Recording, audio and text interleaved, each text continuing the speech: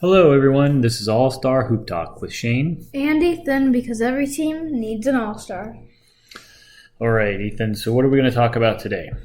Well, first we'll start off with some NBA news. Then after that, I think we'll go to the Toronto Raptors. And then we'll end off with WNBA. Okay. So, what's the NBA news that we're going to start off with? Well, first off, the Lakers are interested in Luka Dončić. Really? Yeah. Do you think the Mavs would be willing to depart with him? I don't know, because they're saying that they would get Luka to replace LeBron after he's gone. But if they were to trade LeBron, they would also have to trade Bronny, and that wouldn't really get them revenue from everyone wanting to see the first father and son duo. Right. So they're kind of interested in Luka, but down the road type of thing, not immediately right now type of thing, correct? Yeah. Okay. So that's interesting. So that'll be big, especially if LeBron does say this year that officially this is his last year, then that could be huge for next year to see if now that potentially LeBron would be gone, would the Lakers actually bring Luka over? That would be interesting, wouldn't it? Yeah. He'd stay in the West and he'd just move over to California, huh? Yeah. Okay. So what else we got? Goran Dragic. He was with the Bucks in 2022 to 2023. Then last year he played in Slovenia, but he had a farewell game a few days ago, and some NBA players attended it. It was a charity one. Oh, nice. And so yeah, that happened. So he's going to be retiring. Okay. So the Bucks will need to find a replacement for him, or was he a bench player? I can't remember. He only had like 12 minutes per game, so he wasn't a starter. Okay, so they could probably go into their G League team for replacements or something. Probably, yeah. Okay. And what else? What other news we got? Well, we don't have much other news other than that, but we could get into the Toronto Raptors. Let's do it. All right. Well, analysts say that the Toronto Raptors will have a 26-56 season this year, which last year they had 25-57. So this year they're expected to be just one game better.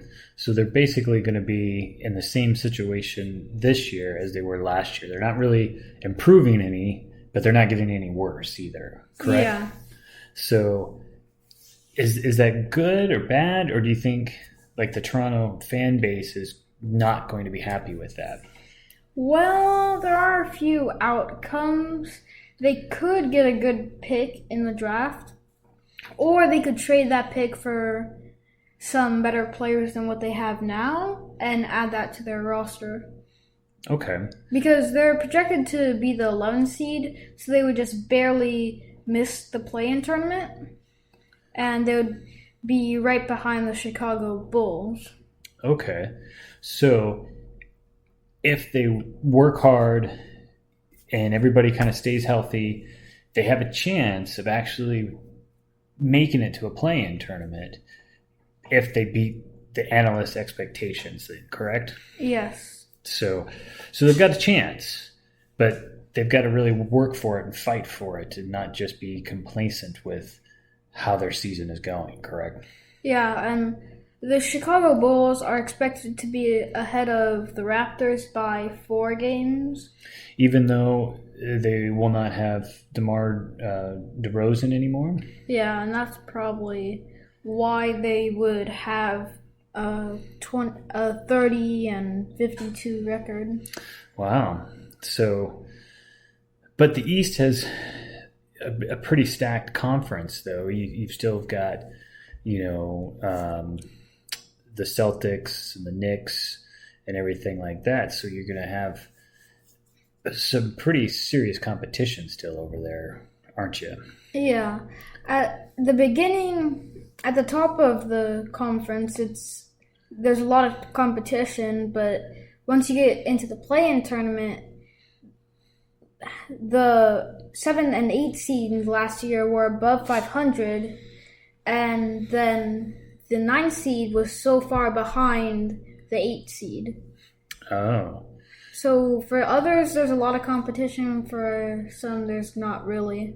Okay. So there's still potential to make it to the play-in and have a not so good record in the East Conference because there's such a big difference between the top really good teams and those teams at the bottom fighting for a play-in. Yeah, and that's why they think that even though the Chicago Bulls might have a 30 and 52 record, they probably will still make the play-in tournament.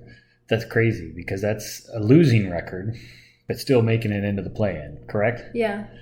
And the Western Conference last year was a hot race like throughout the entire season, and especially towards the end, where the Lakers were making moves all the way up to the end, where they were going from not making the playoffs to the last few games of the season. All of a sudden, they made it to the play-in. That's how close the Western Conference was from the teams that made it to the play-in to the number 1 seed. Yeah, it was a lot closer than the Eastern Conference. The Eastern Conference was only really close for the top 3, and then after that, it started going down. Sideways. Yeah. All right. So, any other NBA news? No, not that I'm aware of. Okay. So, when does the preseason start again? October 4th or 5th. For, I think, 2 teams that are going out of the country. If not, it's October 9th. Is that the game that they're going to play in Saudi Arabia? Yeah, I think so. Okay. I think that was it. We'd have to look that one up. Maybe we'll make a note to bring that up in our next podcast, right? Yeah. Okay. So, moving on. Now we're going to talk about the WNBA, you said? Yeah. Okay. What do you want to talk about first? I guess Caitlin Clark. Okay. She's always a popular topic, isn't she? Yeah. So what's she doing now? She seems to be doing everything. So what did she do now? Well, now she made history again, getting 500 points in 29 games. Wow. That is amazing. And I'm sure that no other WNBA rookie has done that or in that short a period, correct? Yeah. So she's just on a roll, isn't she? Mm-hmm. So, wow. And I think last time after our last podcast, I think that game that she was in that time, she had set a record for the WNBA rookie assist, if I remember correctly. Yeah, there was something about that. I don't exactly know what it was about assists, but there was something about assists. But she's just doing amazing things this year, isn't she? Yeah. She's kind of fun to watch, and just the things that she does, she is bringing just a new kind of revival to watching basketball and just an interest in watching the WNBA that others probably never had before, don't you think? Yeah. So what other records do you think she could do this year?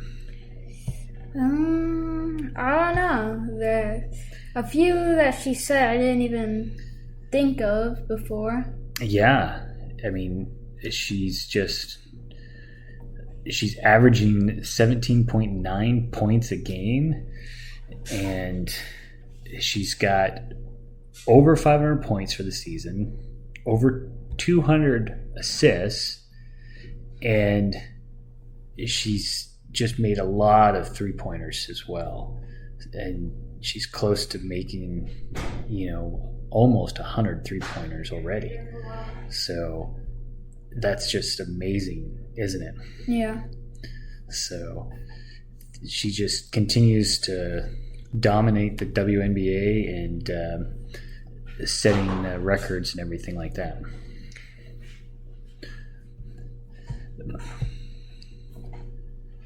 So, here is that stat, that game we were looking for, isn't it? Yeah.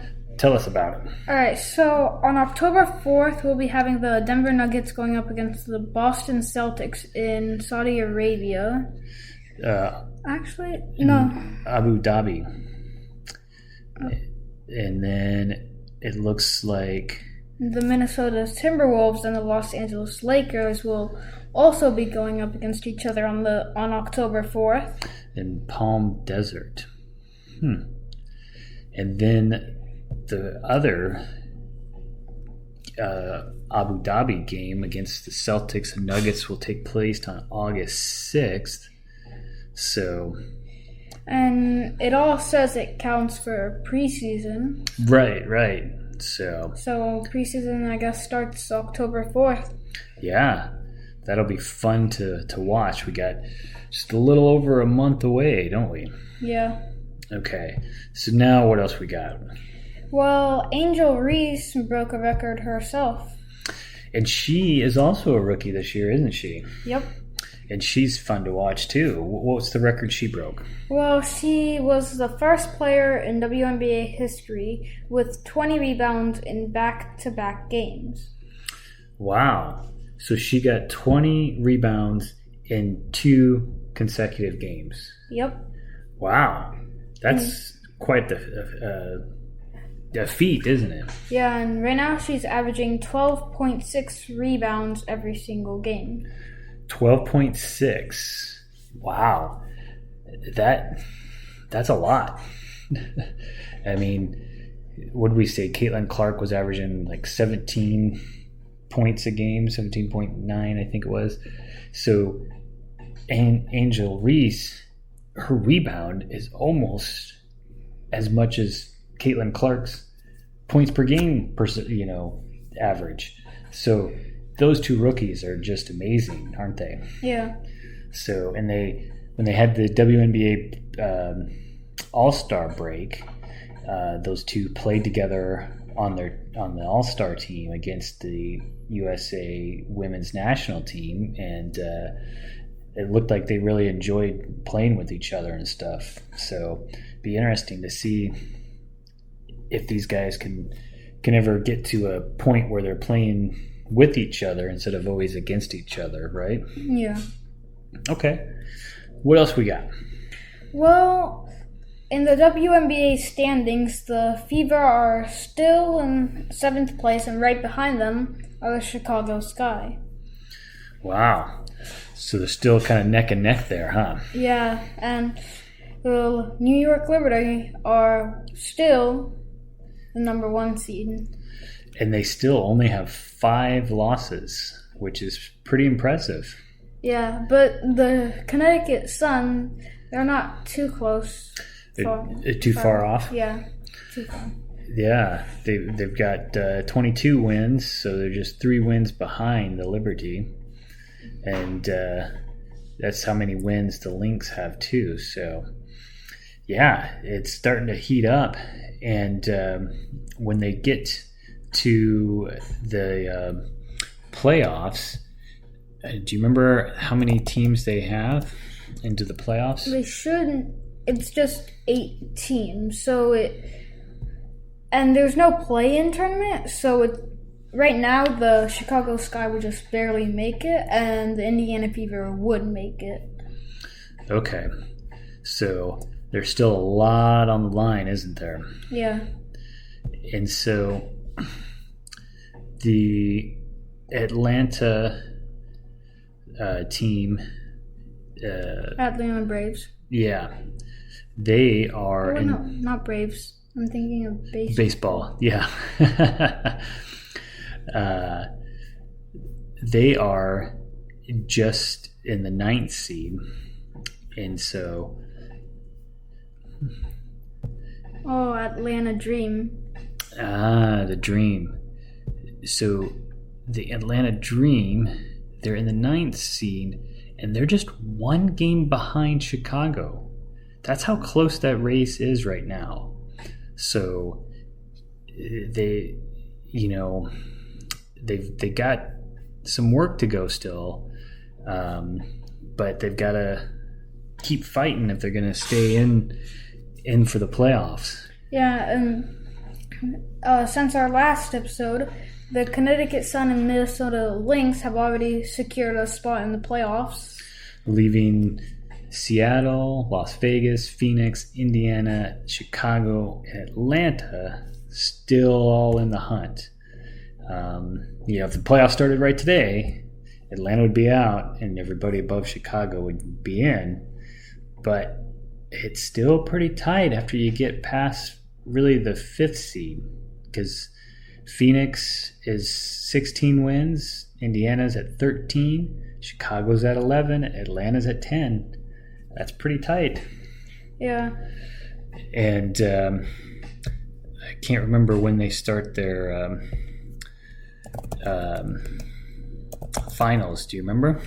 It was, I want to say June, but I know that's for the NBA. Yeah. It looks like the regular season ends on September 19th, so less than a month away. And almost a month away is when the playoffs begin on September 22nd. And then the last possible finals would be October 20th. So just as the NBA preseason is kind of going on, we could be doing the WNBA finals. So anything else we got to talk about today? I think we've kind of covered a lot of ground today, haven't we? Yeah. So anything else that we need to be kind of following between now and our next episode? I don't think so. Okay. So we just need to keep watching the WNBA race as it heats up and see how things go and go from there, right? Yeah. Okay. Well, this is all we have for today with All-Star Hoop Talk. So follow, and download us wherever you get your podcasts.